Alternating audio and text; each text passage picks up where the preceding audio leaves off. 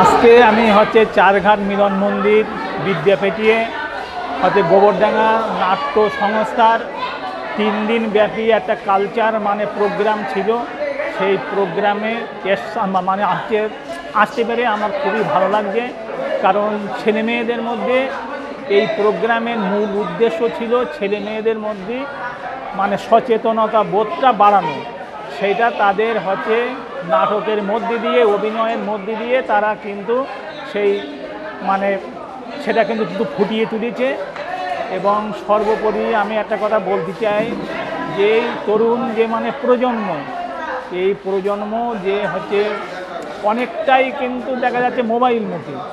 সেই মোবাইল আসক্ত থেকে এদেরকে বের করে আনতে গেলে ওরা মোবাইলের মধ্যে যে একটা ইন্টারেস্ট পায়, ঠিক পাশাপাশি যদি ওদের যারা অভিভাবক অভিভাবিকা আছে তারা যদি ছেলে মেয়েদের নিয়ে একটু মাঠে যায়, একটু খেলাধুলো শেখায়, তাহলেই ওরা মোবাইলের মধ্যে থেকে যে একটা আনন্দ পায়, একটা ইন্টারেস্ট পায়, যখন মাঠে নিয়ে যাবে তখন যখন খেলাধুলো করবে, খেলার মধ্যেও যখন ওরকম একটা কিন্তু হচ্ছে আনন্দ খুঁজে পাবে, তখন ওরা ওই মোবাইল মুখের থেকে অনেকটা কিন্তু বেরিয়ে আসবে।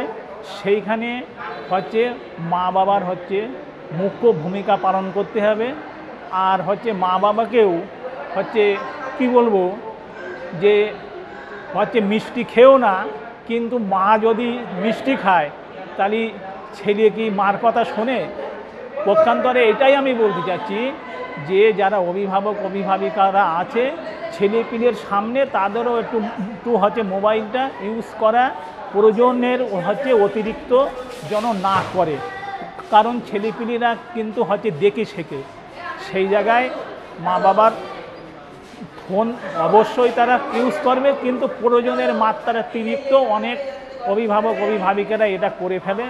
সেই জায়গায় ছেলেপিলেদের আমি বলবো তারা যদি একটু এইরকম কালচারাল প্রোগ্রাম, খেলাধুলো, এই সমস্ত বিনোদনের মধ্যে রাখে, তাহলে ওদের মনটা কিন্তু একটা আলাদা আবার হচ্ছে জায়গায় ঘুরে যাবে, মোবাইল আসক্ত থেকে অনেকটা কিন্তু বেরিয়ে আসতে পারবে। এইটাই হচ্ছে আমার বার্তা।